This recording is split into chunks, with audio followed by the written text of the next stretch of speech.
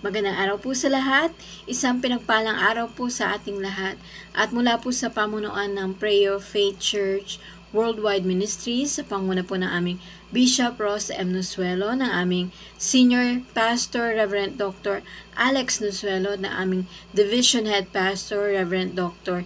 J.C. Nusuelo. Ito po ang inyong lingkod, Wena Naldosa ng Prayer of Faith Church, Subic Town Proper Chapter. Muli po tayo gaganap ng isang Sunday online service at dalayan ko po na ang bawat isa makapakinig ng salita ng ating Panginoon ay may matutunan po sa araw na to. Muli po tayo mag-aaral na naman ng salita ng ating Panginoong Diyos. At kung kayo po may banal na kasulatan po, makipagsabayan po kayo sa akin sa pagbasa ng ating teksto sa araw na to.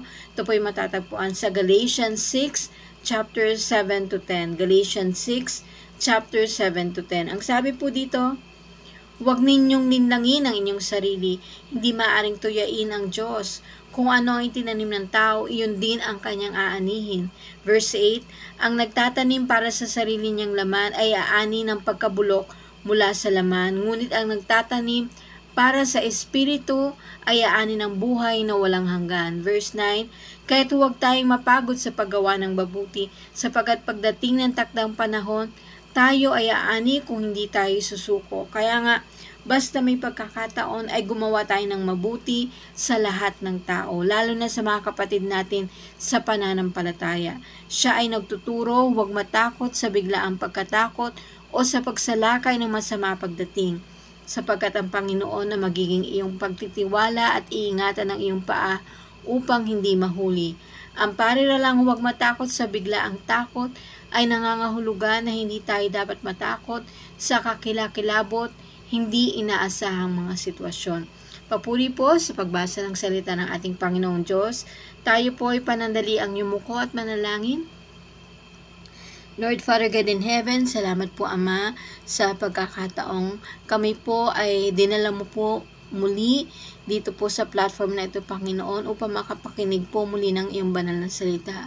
Lord, salamat Panginoon sa iyong pagsama, pag-iingat sa amin sa lahat ng oras, Lord God. Dalayan ko po sa araw na ito, Panginoon. Ikaw po ang maitaas sa lahat ng aming gagawin, Lord God. Ikaw manguna sa pagbibigay mensahe, Panginoon. Bigyan mo po ako ng pangunawa, Lord God, ng wisdom, enough, Lord God, para maunawaan ang iyong banal na salita para sa preaching na ito, Panginoon. Pangunahan mo po ako, Lord God. Ikaw po ang maitaas, Panginoon. Samahan mo po ako, Lord, dahil kung wala yung pagsama, wala po akong kayang gawin. Salamat, Panginoon, sa araw na to, Lord. Salamat, Panginoon, sa araw na to. Dalahin ko, Lord, pangunahan mo ang puso't isipan ng bawat isa makakapakinig na iyong mensahe upang maunawaan po ang mensaheng nais mo pong ipagkaloob sa amin sa araw na to. Salamat po, Ama. Ikaw po ang maitaas. Sa pangalan ni Jesus, ang lahat po ay magsabi ng Amen. Amen po. Mga kapatid, hindi man tayo lahat na pagpalang mabigyan ng green thumb o yung sinasabi nilang may talent na magbuhay ng mga halaman. Nabubuhay lahat ng mga halamang tinatanim. Yung iba kasi lahat ng halamang itinatanim o subukang itanim ay mga namamatay. Amen po? Pero ngayong araw na to, nais kong i-remind ka na di mo man alam magtanim ng mais o ng palay o di mo man kaya magpatubo ng kahit na anong klaseng halaman. Lahat tayo bilang mga anak ng Diyos ay masasabing isang spiritual farmer. Amen po? Ang isang spiritual farmer ay katulad rin po yan ng ibang magsasaka in the same respect ng paghahasik ng mga binhi. Kung mas maraming binhi ang ating tinatanim, mas marami rin yung maaari nating anihin. Amen po? And God as our infinite source of all our good withholds nothing from us. Walang ipinakakait sa atin ang ating Panginoon. Our problems lie not in our source, but in what we sow. Yung problema po natin hindi nakasalalay sa ating amang lumikha, kundi sa kung ano yung ating mga itinatanim.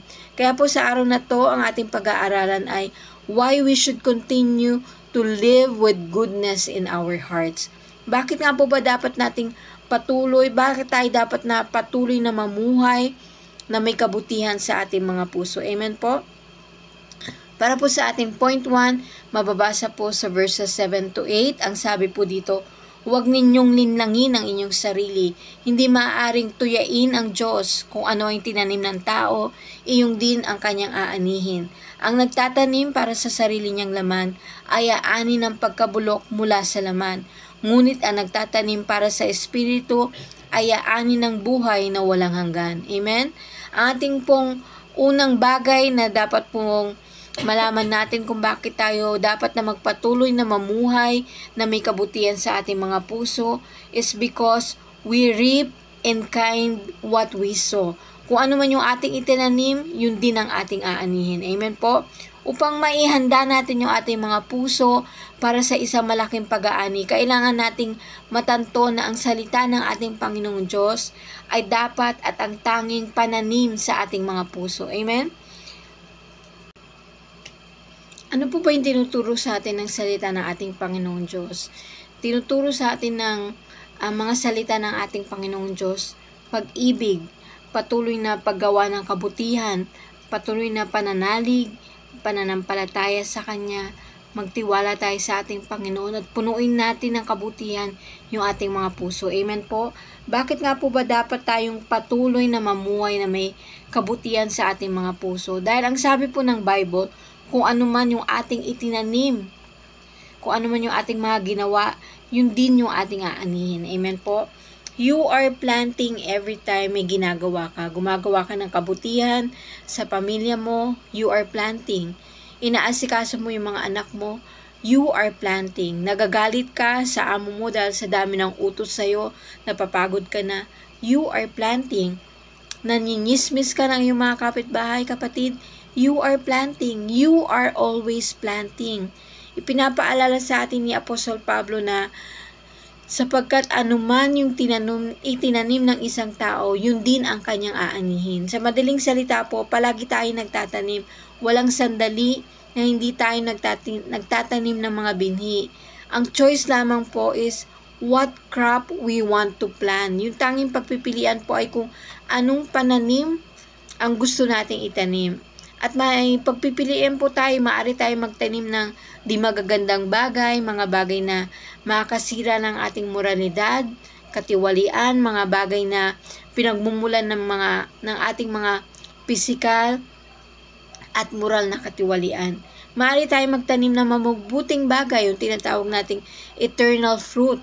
Ang sabi po ng James 1 verses 13 to 15, huwag sabihin ni numan na tinutukso siya ng Diyos sapagkat kapag siya ay dumaranas ng pagsubok, sapagkat ang Diyos ay hindi maaring matukso at hindi rin naman niya tinutukso ang kahit sino. Natutukso ang tao kapag siya ay naaakit at nagpapatangay sa kanyang sariling pagnanasa. Verse 15, at ang pagnanasa kapag naitanim sa puso ay nagbubunga ng kasalanan at ang kasalanan sa hustong gulang ay nagbubunga ng kamatayan. Amen po? At sa tuwing pipiliin po natin yung pagkamakasarili natin o yung pipiliin natin yung mga kasalanan, tayo po ay nagbibinhi o nagtatanim ng mga binhi ng katiwalian. Amen po? If you are a believer in Christ, you have a choice, kapatid. Sabi ng Galatians 5 verse 16,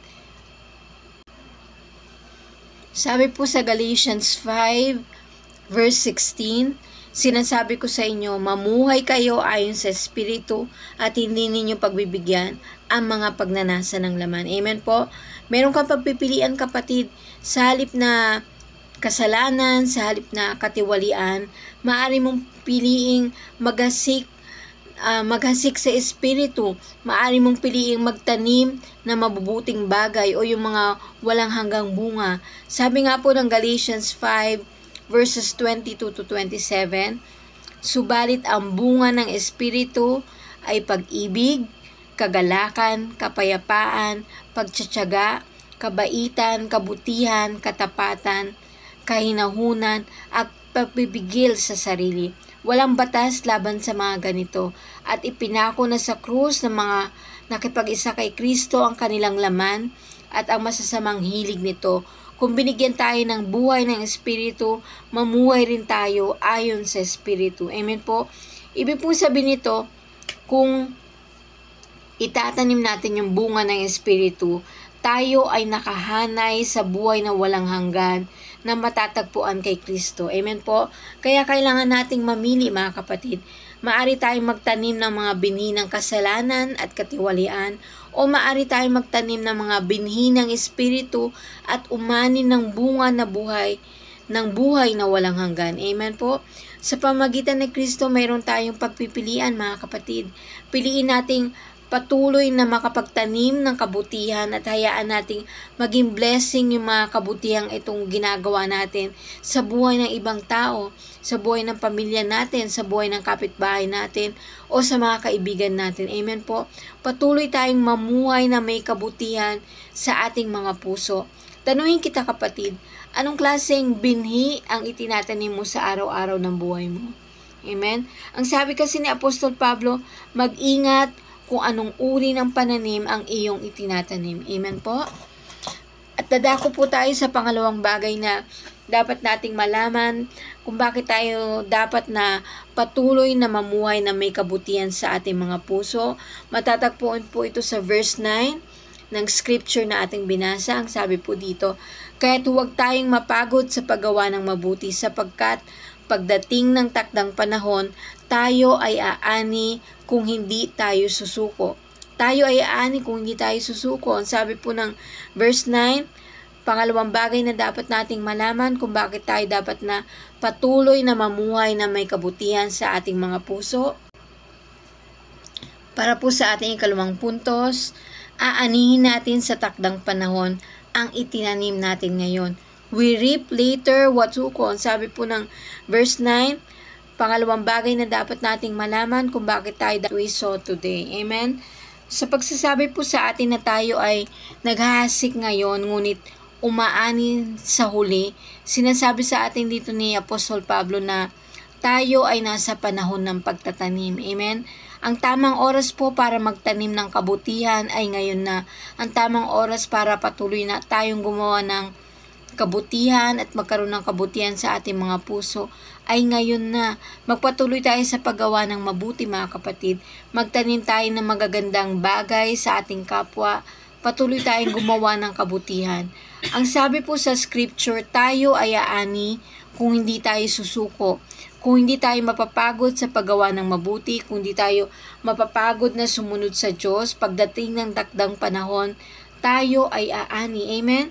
Samantalin po natin yung panahon ng pagtatanim upang tayo ay mamunga. Mamuhay tayo bilang pagpapala sa buhay ng ibang tao. Patuloy tayong gumawa ng kabutihan. Patuloy tayong magbahagi ng salita ng ating Diyos. Patuloy tayong magdala ng mga tao sa gawain ng ating Panginoong Diyos. At patuloy tayong maghikayat ng iba para manampalataya at magkaroon ng relasyon sa ating Panginoong Diyos. Amen po?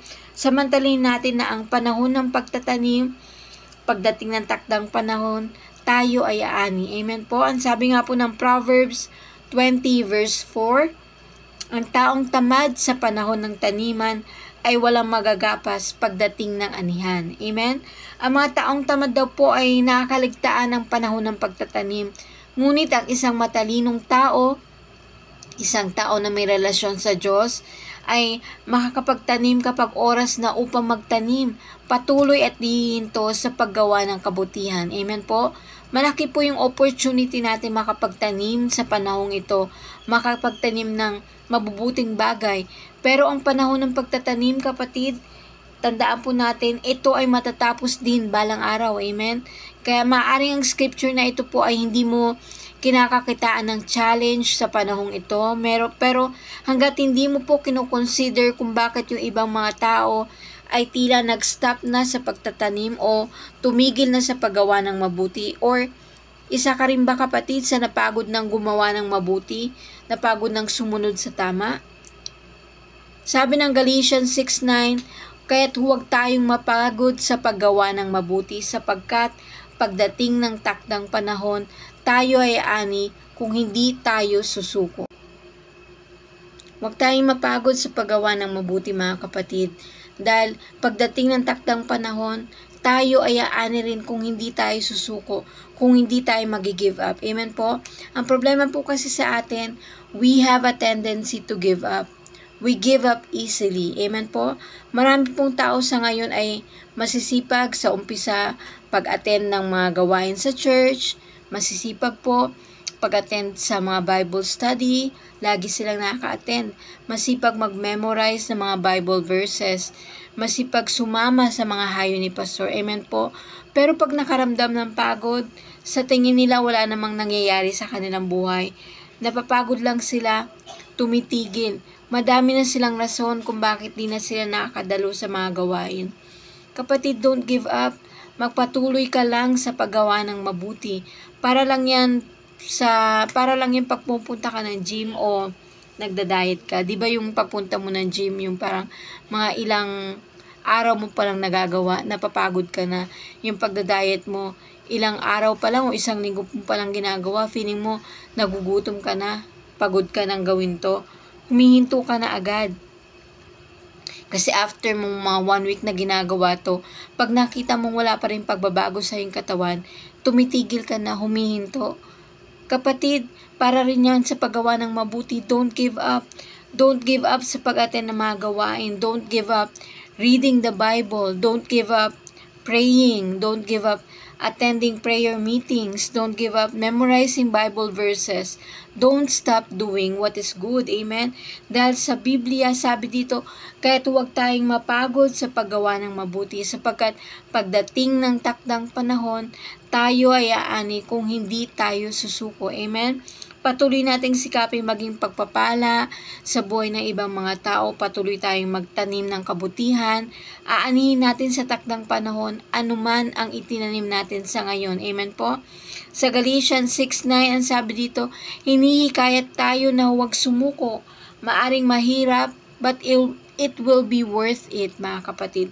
Madali para sa iban ang masiraan ng loob. Maaring matalo tayo sa buhay at maaring harapin natin yung pagsalungat para sa paggawa ng mabuti. Para bang ginagawa mo na ang lahat ng pagsusumika pero parang walang nangyayari.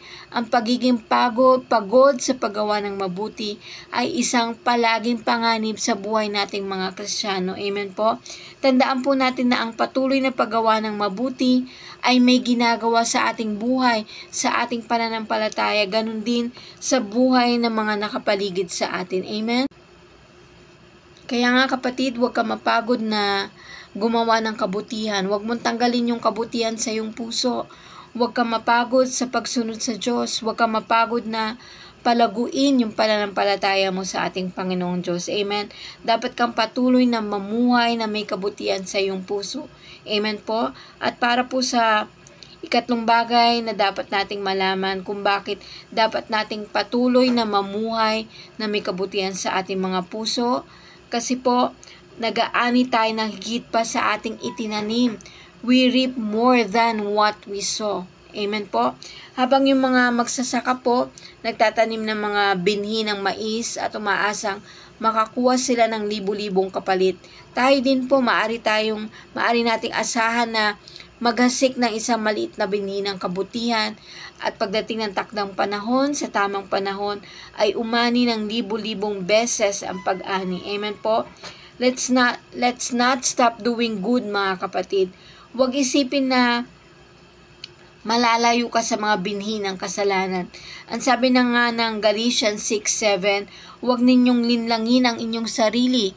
Hindi maaring tuyain ng Diyos kung ano ang tinanim ng tao, iyon din ang kanyang aanihin. Amen po. Huwag tayong padadaig sa mga gawa ng kasalanan ng kaaway.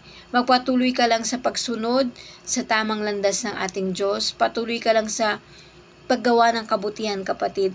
Huwag nating binabaliwala yung mga babala sa atin ng ating mga konsensya, ng ating mga budhi. Huwag nating pinapatigas yung ating mga puso laban sa mga paniniwala tungkol sa pinag-uutos ng ating Panginoong Diyos.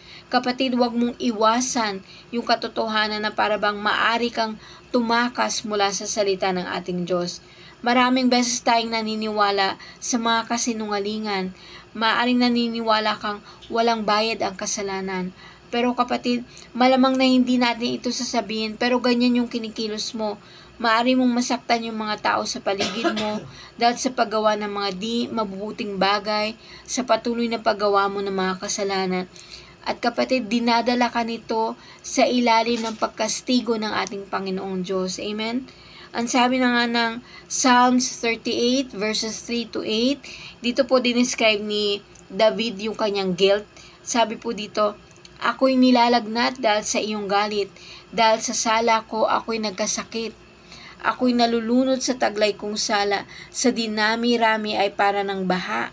Mabigat na lubha itong aking dala, dahil ginawa ko ang hindi nararapat. Wasak at kuba na ang aking katawan, sa buong maghapoy puspos ng kalungkutan.